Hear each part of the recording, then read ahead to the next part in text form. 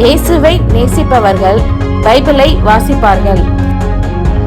இந்த சேனலை பின்பற்றினால் ஓராண்டில் வேதாகமத்தை வாசித்து முடித்து விடலாம். ஃபாலோ பண்ணுங்க, சப்ஸ்கிரைப் பண்ணுங்க. உபாகமம் 1 அதிகாரம். சேயீர் மலை வழியாய் ஓரேபுக்கு 11 நாள் பிரயாண தூரத்தில் உள்ள காதேஸ் பர்னேயாவிலிருந்து சூப்புக்கு எதிராகவும் பாரானுக்கும் தோப்பேலுக்கும் லாபானுக்கும் ஆசரோத்துக்கும் பிசாகாபுக்கும் நடுவாகவும் இருக்கிற யோர்தானுக்கு இக்கரையான வனாந்திரத்தின் சமனான வெளியிலே வந்தபோது மோசே இஸ்ரவேலர் எல்லாரையும் நோக்கி சொன்ன வசனங்களாவன. எஸ்போனில் குடியிருந்த எமோரியரின் ராஜாவாகிய சீகோனையும், எத்ரேயின் அருகே அஸ்தரோத்தில் குடியிருந்த பாசானின் ராஜாவாகிய ஓக் என்பவனையும் மோசே முறிய அடித்த பின்பு 40 வருஷம் 11 மாதம் முதல் தேதியிலே மோசே இஸ்ரவேல் புத்திரருக்கு சொல்லும்படி தனக்கு கர்த்தர் விதித்த யாவையும் அவர்களுக்கு சொன்னான்.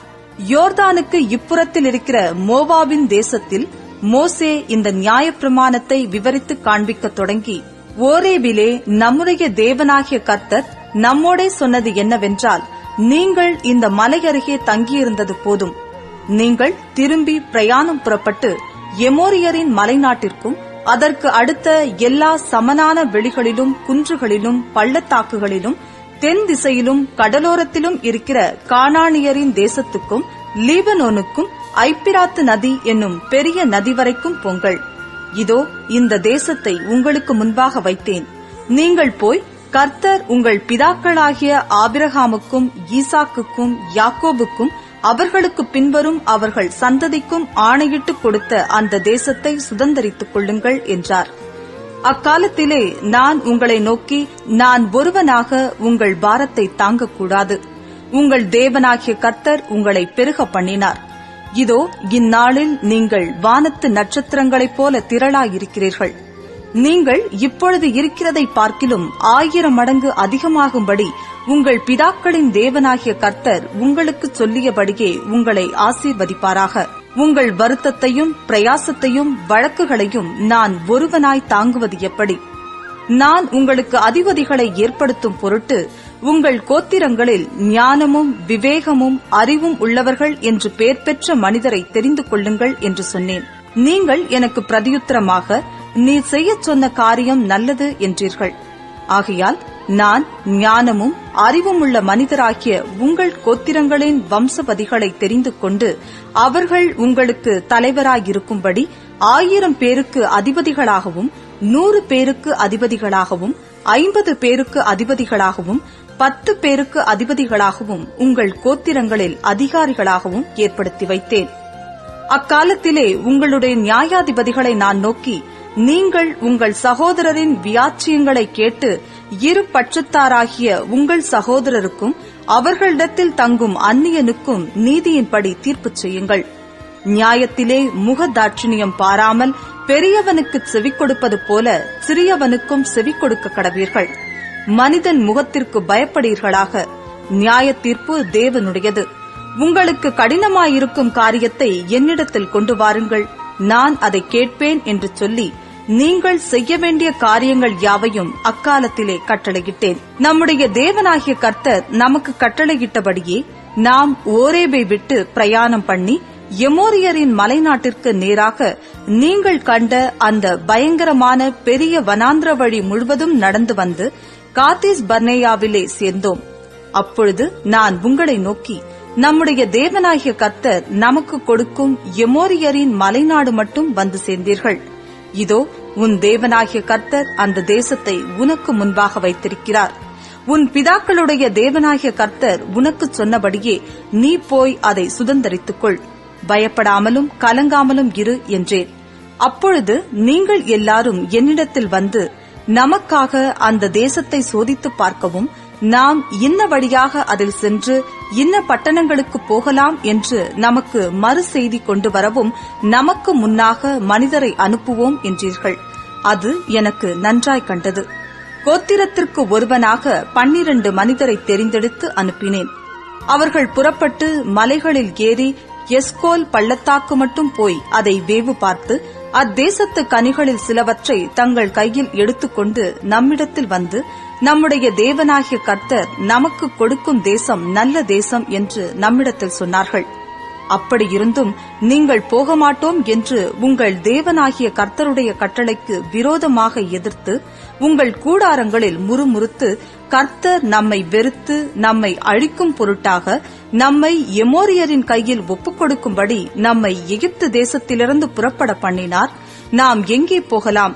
அந்த ஜனங்கள் நம்மை பார்க்கிலும் பலவான்களும் நெடியவர்களும், அவர்கள் பட்டணங்கள் பெரியவைகளும் வானத்தை எழாவும் மதிலுள்ளவைகளுமாய் இருக்கிறதென்றும், ஏனாக்கியரின் புத்திரரையும் அங்கே கண்டோம் என்றும் நம்முடைய சகோதரர் சொல்லி நம்முடைய இருதயத்தை கலங்க பண்ணினார்கள் என்று சொன்னீர்கள். அப்பொழுது நான் உங்களை நோக்கி, நீங்கள் கலங்காமலும் அவர்களுக்கு பயப்படாமலும் இருங்கள். உங்களுக்கு முன் செல்லும் உங்கள் தேவனாகிய கர்த்தர் தாமே எகிப்தில் உங்களோடிருந்து உங்கள் கண்களுக்கு முன்பாக செய்ததெல்லாவற்றைப் போலவும் வனாந்திரத்தில் செய்து வந்தது போலவும் உங்களுக்காக யுத்தம் பண்ணுவார். ஒரு மனிதன் தன் பிள்ளையை சுமந்து கொண்டு போவது போல நீங்கள் இவ்விடத்திற்கு வருகிற வரைக்கும் நடந்து வந்த வழிகள் எல்லாவற்றிலும் உங்கள் தேவனாகிய கர்த்தர் உங்களை சுமந்து கொண்டு வந்ததை கண்டீர்களே. உங்கள் தேவனாகிய கர்த்தர் நீங்கள் பாளையம் இறங்கத்தக்க இடத்தை பார்க்கவும், நீங்கள் போக வேண்டிய வழியை உங்களுக்கு காட்டவும், இரவில் அக்கினியிலும் பகலில் மேகத்திலும் உங்களுக்கு முன் சென்றாரே. இப்படியிருந்தும் இந்த காரியத்தில் நீங்கள் அவரை விசுவாசியாமற் போனீர்கள். ஆகையால் கர்த்தர் உங்கள் வார்த்தைகளின் சத்தத்தை கேட்டு கடும் கோபம் கொண்டு, உங்கள் பிதாக்களுக்கு கொடுப்பேன் என்று நான் ஆணையிட்ட அந்த நல்ல தேசத்தை இந்த பொல்லாத சந்ததியாராகிய மனிதரில் ஒருவரும் காண்பதில்லை என்றும், எப்புனேயின் குமாரனாகிய காலேப் மாத்திரம் அதை காண்பான். அவன் கர்த்தரை உத்தமமாய் பின்பற்றினபடியினால் நான் அவன் மிதித்து வந்த தேசத்தை அவனுக்கும் அவன் பிள்ளைகளுக்கும் கொடுப்பேன் என்றும் ஆணையிட்டார். அன்றியும் உங்கள் நிமித்தம் கர்த்தர் என்மேலும் கோபம் கொண்டு நீயும் அதில் பிரவேசிப்பதில்லை. உனக்கு முன்பாக நிற்கிற நூனின் குமாரனாகிய யோசுவா அதில் பிரவேசிப்பான். அவனை திடப்படுத்து. அவனே அதை இஸ்ரவேலுக்கு சுதந்திரமாக பங்கிடுவான். கொள்ளையாவார்கள் என்று நீங்கள் சொன்ன உங்கள் குழந்தைகளும் இந்நாளிலே நன்மை தீமை அறியாத உங்கள் பிள்ளைகளும் அதில் பிரவேசிப்பார்கள். அவர்களுக்கு அதை கொடுப்பேன். அவர்கள் அதை சுதந்திரித்துக் கொள்வார்கள். நீங்களோ திரும்பிக் கொண்டு சிவந்த சமுத்திரத்தின் வழியாய் வனாந்திரத்திற்கு பிரயாணப்பட்டு பொங்கள் என்றார். அப்பொழுது நீங்கள் எனக்கு பிரதியுத்தரமாக, கர்த்தருக்கு விரோதமாக பாவம் செய்தோம். நம்முடைய தேவனாகிய கர்த்தர் எங்களுக்கு கட்டளையிட்டபடியெல்லாம் நாங்கள் போய் யுத்தம் பண்ணுவோம் என்று சொல்லி, நீங்கள் யாவரும் உங்கள் ஆயுதங்களை தரித்துக் கொண்டு மலையின் மேல் ஏற ஆயத்தமாயிருந்தீர்கள். அப்பொழுது கர்த்தர் என்னை பார்த்து, நீங்கள் உங்கள் சத்துருக்களுக்கு முன்பாக முறிந்து போகாதபடிக்கு போகாமலும் யுத்தம் பண்ணாமலும் இருப்பீர்களாக. நான் உங்கள் நடுவே இரேன் என்று அவர்களுக்கு சொல் என்றார். அப்படியே நான் உங்களுக்கு சொன்னேன். நீங்களோ செவிக்கொடாமல் கர்த்தருடைய கட்டளைக்கு விரோதமாக துணிந்து மலையின் மேல் ஏறினீர்கள். அந்த மலையிலே குடியிருந்த எமோரியர் உங்களை எதிர்க்கும்படி புறப்பட்டு வந்து, தேனீக்கள் துரத்துகிறது போல உங்களை துரத்தி உங்களை சேயீர் தொடங்கி ஓர்மா மட்டும் முறிய அடித்தார்கள். நீங்கள் திரும்பி வந்து கர்த்தருடைய சமூகத்தில் அழுதீர்கள். கர்த்தர் உங்கள் சத்தத்தை கேட்கவில்லை, உங்களுக்கு செவி கொடுக்கவும் இல்லை. இப்படி காதேசிலே தங்கி அங்கே வெகு நாளாயிருந்தீர்கள். உபாகமம் 2ஆம் அதிகாரம். கர்த்தர் எனக்கு சொல்லியபடி நாம் திரும்பி சிவந்த சமுத்திரத்திற்கு போகிற வழியாய் வனாந்திரத்திற்கு பிரயாணம் பண்ணி அநேக நாள் சேயீர் நாட்டை சுற்றித் திரிந்தோம். அப்பொழுது கர்த்தர் என்னை நோக்கி, நீங்கள் இந்த மலை நாட்டை சுற்றித் திரிந்தது போதும், வடக்கே திரும்புங்கள். ஜனங்களுக்கு நீ கட்டளையிட வேண்டியது என்னவென்றால், சேயீரிலே குடியிருக்கிற ஏசாவின் புத்திரரான உங்கள் சகோதரரின் எல்லையை கடக்கப் போகிறீர்கள். அவர்கள் உங்களுக்கு பயப்படுவார்கள். நீங்களோ மிகவும் எச்சரிக்கையாயிருங்கள். அவர்களோடே போர் செய்ய வேண்டாம். அவர்கள் தேசத்திலே ஒரு அடி நிலமும் உங்களுக்கு கொடேன். சேயீர் மலை நாட்டை ஏசாவுக்கு சுதந்திரமாக கொடுத்திருக்கிறேன். போஜன பதார்த்தங்களை அவர்கள் கையிலே பணத்திற்கு வாங்கி புசித்து, தண்ணீரையும் அவர்கள் கையிலே பணத்திற்கு வாங்கி குடியுங்கள். உன் தேவனாகிய கர்த்தர் உன் கைக்கிரியைகளிலெல்லாம் உன்னை ஆசீர்வதித்து வருகிறார். இந்த பெரிய வனாந்திர வழியாய் நீ நடந்து வருகிறதை அறிவார். இந்த 40 வருஷமும் உன் தேவனாகிய கர்த்தர் உன்னோடே இருந்தார். உனக்கு ஒன்றும் குறைவுபடவில்லை என்று சொல் என்றார். அப்படியே நாம் சேயீரிலே குடியிருக்கிற நம்முடைய சகோதரராகிய ஏசாவின் புத்திரரை விட்டு புறப்பட்டு அந்தரவெளி வழியாய் ஏலாத் மேலும் எசியோன் கேபேர் மேலும் போய் திரும்பிக் கொண்டு மோவாப் வனாந்திர வழியாய் வந்தோம். அப்பொழுது கர்த்தர் என்னை நோக்கி, நீ மோவாபை வருத்தப்படுத்தாமலும் அவர்களோடே போர் செய்யாமலும் இரு. அவர்கள் தேசத்தில் உனக்கு ஒன்றும் சுதந்திரமாக கொடேன். ஆர் என்னும் பட்டணத்தின் சீமையை லோத் புத்திரருக்கு சுதந்திரமாக கொடுத்தேன். திரளானவர்களும் ஏனாக்கியரைப் போல நெடியவர்களுமான பலத்த ஜனங்களாகிய ஏமியர் அதில் முன்னே குடியிருந்தார்கள். அவர்களும் ஏனாக்கியரையொத்த ராட்சதர் என்று எண்ணப்பட்டார்கள். மோவாபியரோ அவர்களை ஏமியர் என்று சொல்லுகிறார்கள். ஓரியரும் சேயரில் முன்னே குடியிருந்தார்கள். கர்த்தர் தங்களுக்கு சுதந்திரமாக கொடுத்த தேசத்தாரை இஸ்ரவேல் துரத்தினது போல ஏசாவின் புத்திரர் அந்த ஓரியரை துரத்தி அவர்களை தங்கள் முகத்திற்கு முன்பாக அழித்து அவர்கள் இருந்த ஸ்தானத்தில் குடியேறினார்கள். நீங்கள் எழுந்து சேரேத் ஆற்றை கடந்து போங்கள் என்று சொன்னார். அப்படியே சேரேத் ஆற்றை கடந்தோம். யுத்த மனிதரான அந்த சந்ததி எல்லாம் கர்த்தர் தங்களுக்கு ஆணையிட்டபடியே பாளையத்தின் நடுவிலிருந்து மாண்டு போக நாம் காதேஸ் பர்னேயாவை விட்டு புறப்பட்டது முதற்கொண்டு சேரேத் ஆற்றை கடக்கும் மட்டும் சென்ற காலம் 38 வருஷமாயிற்று. அவர்கள் பாளையத்தின் நடுவிலிருந்து மாண்டு ஒழியும் மட்டும் கர்த்தரின் கை அவர்களை நிர்மூலமாக்கும்படிக்கு அவர்களுக்கு விரோதமாயிருந்தது.